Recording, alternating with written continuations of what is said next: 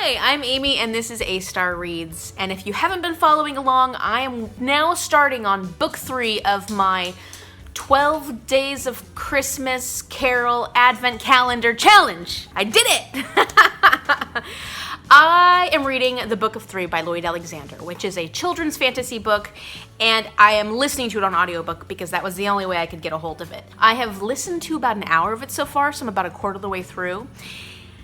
And I'm going to give you a brief description. I have to warn you, I can't remember all the names of the characters. There's a lot of characters in there that have names that have not yet become memorable to me. So, one thing I should say in the beginning is that so far it's cute, and it has a lot of the elements that you would find in a stereotypical children's fantasy book. There's a young boy named Taryn, and he wants to be a hero. And he is anxious, and he is impatient, and he wants to be a knight and a hero right now. He can't wait. He runs into situations foolishly and gets himself into trouble. I think this is gonna be a story where this young boy learns what a hero really means. The young boy Taryn is an assistant pig keeper. He helps take care of this pig named Henwen. And Henwen is special because she's an oracle. She has oracle powers, and she is therefore sought out by a lot of people so that they can get information from this pig. And I should mention that I think a lot of this story is based off Welsh tales and the area of Wales. So it's not actually Wales, but Lloyd Alexander used some of the influences from Welsh stories in making this book. Taryn is sort of an apprentice. He's having to make horseshoes, but he'd rather make a sword, and he wants to learn sword play. There's so much he wants to do right now, and he's just a young boy. So all of a sudden, the pig, Henwen, gets scared, and she runs off. And Taryn, that's his responsibility, is frightened, and he runs after her. And as he's chasing her, he ends up in the woods, where he's not supposed to go anyways, and he gets lost. He sees this frightening figure with an army following him. Turns out to be the Horned King, who he's been warned about. The Horned King is basically someone who's been sent from the land of the dead to, I guess, conquer Prydain. I'm not sure, but he's been sent to do bad deeds. And poor Taryn gets slashed in the arm with a sword. So he's fallen unconscious in the woods, and he gets rescued by Gideon, who's this really well-known warrior, prince, king, something, that is actually also going to look for Henwen because he wants to know how to stop the Horned King. So they join together to try and find Henwen, and they're basically starting off on their journey, trying to get clues as to where she might be, and trying to steer clear of the Horned King before they're ready to go to battle with him. And in the process, Taryn is learning invaluable lessons about how to be a hero because he does not know the realities of being a hero. I'm guessing Gideon is going to act like a guide for him. This is a series. I think there's like 5 books in the series, so if this goes well, I'll probably want to pick up the other ones. We'll see. Today I've got a lot of work to do. We're gonna open our pins, and then we do need to finish decorating. So tonight will probably be a decorating night. And then I'm gonna get through this book. I've got 4 hours left. It's not gonna take very long. It's a pretty short one, so if I can get through this, I can start working on book number 4 soon. I don't think we're measuring our pins, right? Oh, it wasn't even a pin. I mean, it's a button, and I love buttons. It's an Olaf button. So this is the pin that I got, and it is this really awesome pin with Jafar, and it says, "Seek thee out, the diamond in the rough." Okay, so I'm listening to the Book of 3 while Cece's chasing after the ball because she's driving me crazy today. I was having a hard time kind of connecting with the characters. At first, I'm about 30% of the way through now. And all of a sudden, a character named Alanwe, which is like this young elven girl, is coming into the story, and she's kind of like a breath of fresh air. She's adding a lot of humanity to the story and making it a lot more interesting. So now that she's here, I'm feeling more of a connection to the characters, and I think it's just she's got a lightness of personality that the other characters just weren't quite as interesting on their own. It's not that I wasn't enjoying it at first, it was just that I was having a hard time connecting to the characters, and now it's kind of like she's the catalyst to make you feel more warmth towards these characters.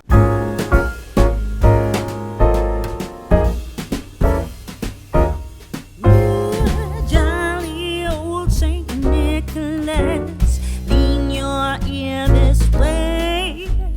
Don't you tell a single soul what I'm going to say. Christmas Eve is coming.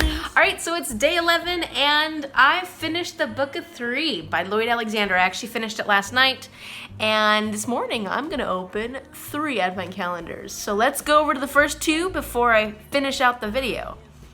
Ooh, this must be. Ooh. What are those raspberry ones again, maybe? This one looks different.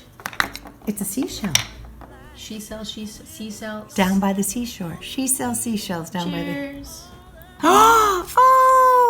Oh, look at this is so cute because all the Asian movies I watch, all the girls do this. They always go like this. Mom loves Korean dramas.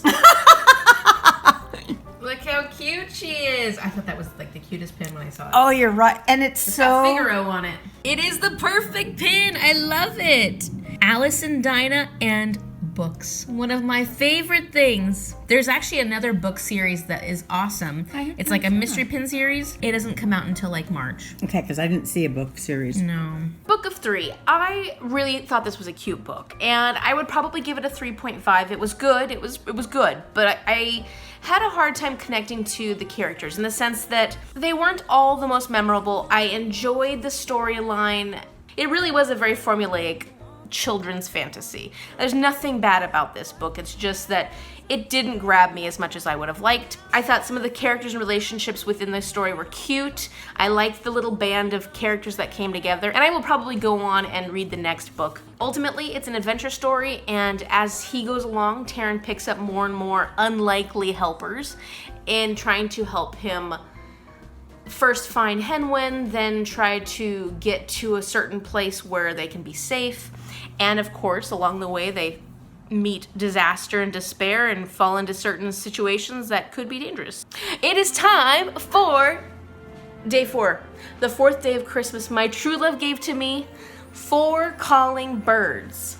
So give me 4 calling birds. And for that, I actually have 3 whole books for a change. I don't have to depend on an audiobook or an ebook. That's great. I'm so excited.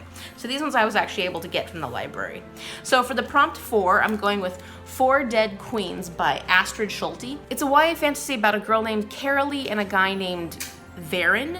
Carolee is a thief and she's a liar. And Varen is this very upstanding person within the community.